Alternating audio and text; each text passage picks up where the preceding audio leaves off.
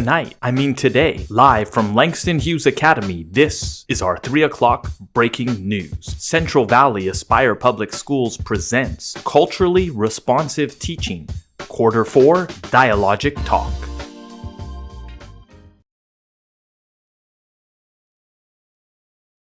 Ever wonder where to go to find additional resources on culturally responsive teaching? See culturally responsive teaching strategies come to life in the palm of your hand. Using an iPhone, Android, or old school flip phone, simply access paradigm shifts on the Instagram application, the internet website, or the YouTube multimedia channel. With these resources, you will find videos, journal articles, and other web-paged resources. Then watch culturally responsive teaching come to life before your eyes.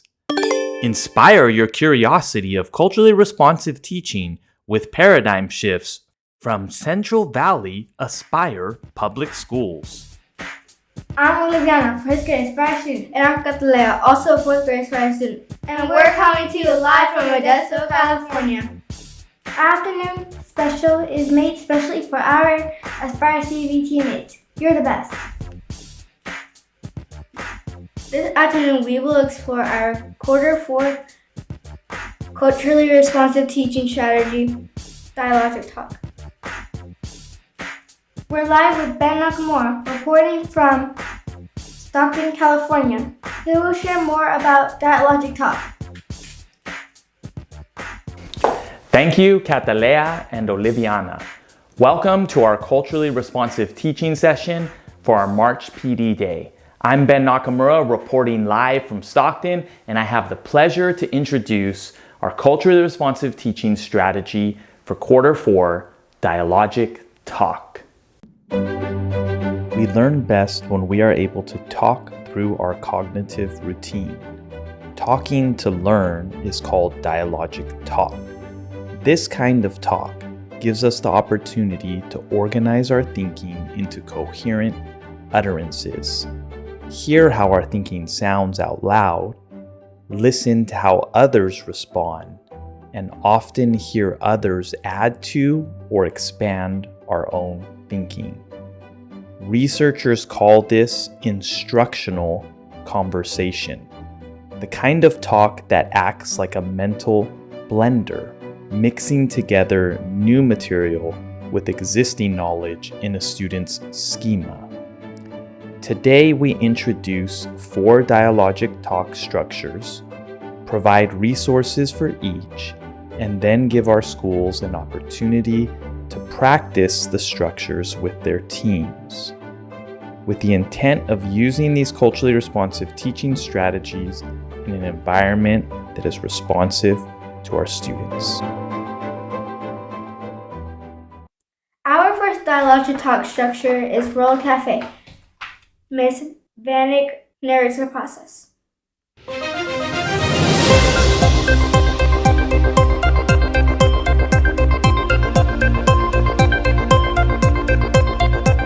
Number 1. In Word Cafe, there are 3 to 4 rounds where students respond to prompts in groups and build on ideas from other groups. This strategy allows for flexible grouping. Some students are assigned as table hosts to summarize what the previous groups discussed. Here's the protocol for Word Cafe. Arrange the classroom with cafe-style round tables and chairs. Divide the classroom into groups of 4 to 5 students per table. Ask the students to select a leader. Provide a different question or topic per table for the students to discuss. Allow 5 to 10 minutes for the group to discuss and jot down key points. After time has passed, students move to the next table, leaving the leader behind to summarize key points for the next group. The group now selects a new leader and the discussion continues until time is up. Repeat the process until everyone gets a chance to lead. In the last round, leaders at each table summarize the previous feedback to the class.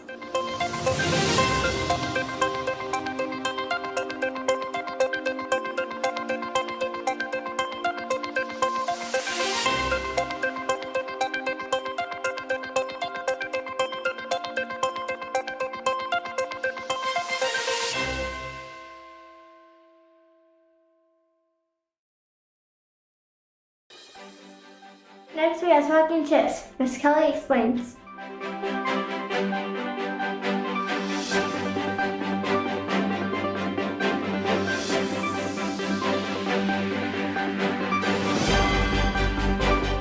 Number 2. Talking chips are manipulatives, counters, paper tokens, etc., given to students during small group discussion. Each time a student wants to speak, they spin a chip by placing their chips in the center of the group's table. When a student no longer has chips, they must wait to speak until all other students have used theirs.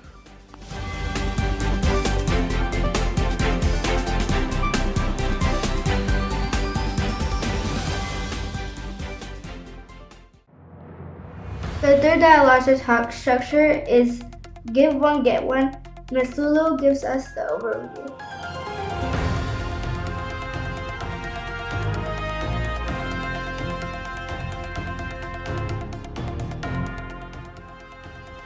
Number 3, give one, get one. Teachers use this strategy as a way to have students share their work or ideas with their peers. Students practice being active listeners as they take turns sharing ideas and recording the thoughts of others.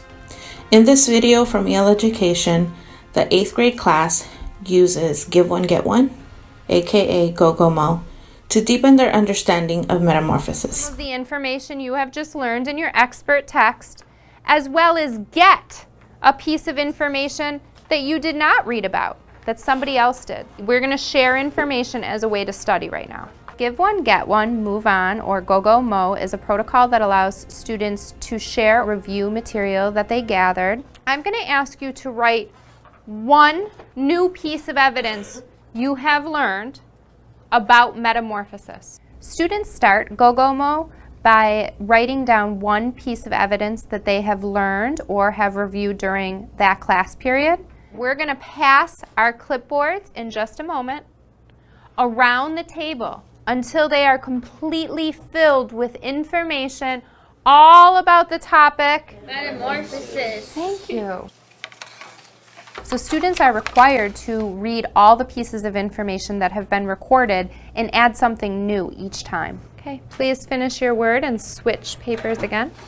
Each person can give a piece of information, and when the students receive their paper back, they will have a worksheet full of information based on that topic. You have now a document filled with information that is going to help you study the topic of metamorphosis. And so we are going to take this one step further, and we are going to have a give one, get one mingle.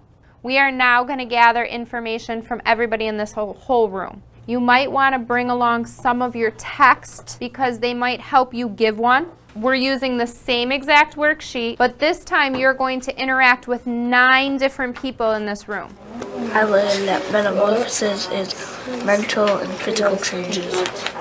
When a frog is fully developed, it goes and lays or fertilizes eggs. Go-Go-Mo promotes equity and inclusion in a classroom by allowing all students to interact with every single person. This process may take a few days or several months. As we move around, we can give out some of this same information, and that makes us memorize the information more. Every single student is addressed and provides an answer. This ensures that students read and listen to what all other students have recorded.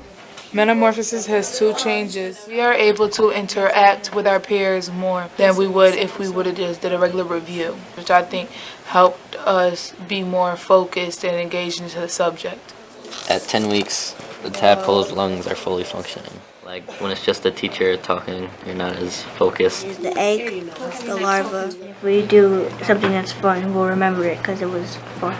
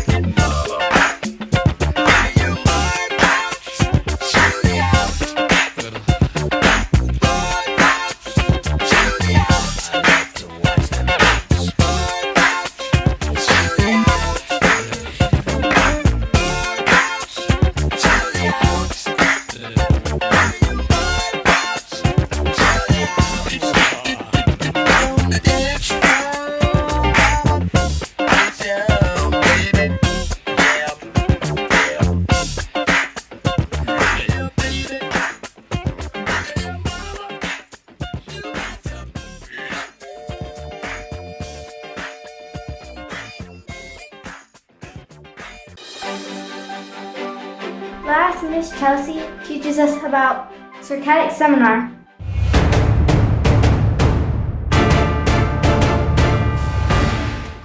The Socratic seminar is a multi-step process wherein students lead discussion on a complex topic.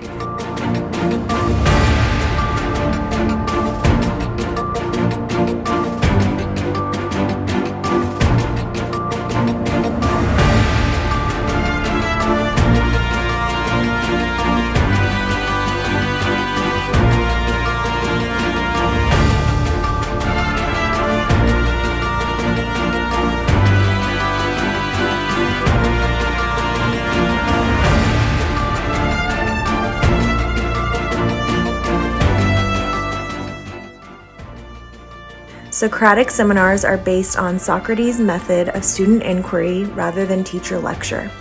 This type of student-led discussion elicits student ownership, deep thinking, critical questioning, academic vocabulary usage, and a rooted sense of community. Although the teacher is seemingly off stage, a meaningful and effective Socratic seminar only occurs through intentional planning.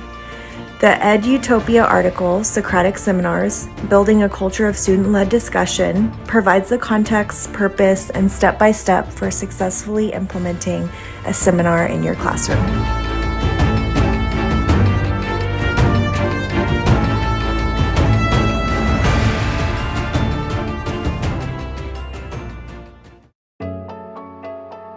Beyond the 4 dialogic talk structures that we just shared, we have an additional from one of our school sites. I want to thank Paulina Varr, kindergarten teacher, and Alicia De Santiago, principal at Aspire Arts and Sciences Academy, for contributing to this final talk structure and sharing your expertise with our entire region.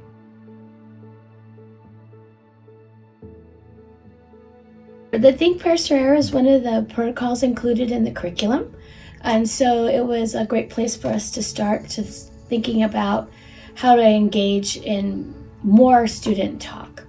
It's part of our modules, but we use it throughout the day, and it's not like a secret sauce or anything. It comes in many curriculums, but I fall on the idea of the more the kids talk, the more we know they're learning. And then for me, it connects to equity with, if we're watching teacher to student talk ratio, it's a great way to make sure that all students talk. Make a poster, have an artifact, and put structure to it. The more structure you put to it, the better.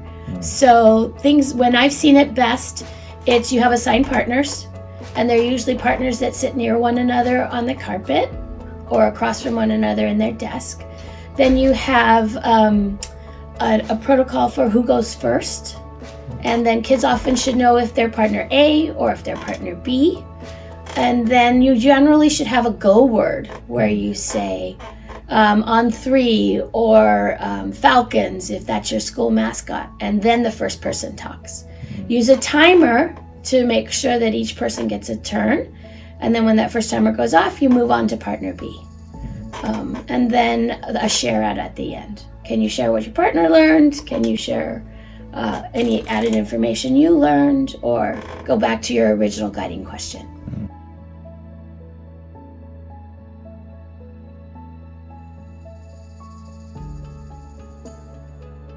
I think it's more that the structure is a way to assure that everyone has an opportunity.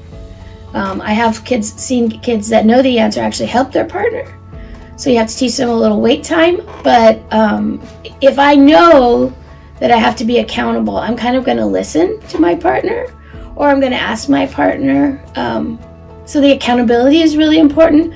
But the equity piece, again, is that there's structures so that kids can talk about content in the classroom.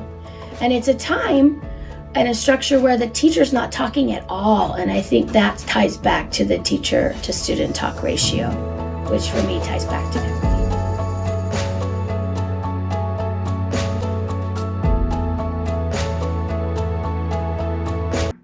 We want to thank our Aspire teammates for all your hard work this year. We just started with Aspire this year and we love our school. It's way better than our last school, believe me. Our teacher is the best. He's so helpful and friendly.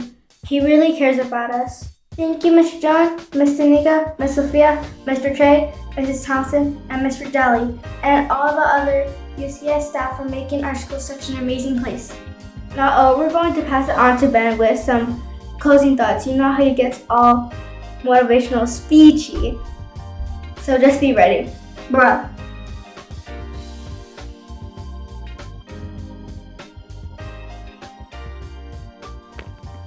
We thank you for joining us today on this journey of cultural responsiveness.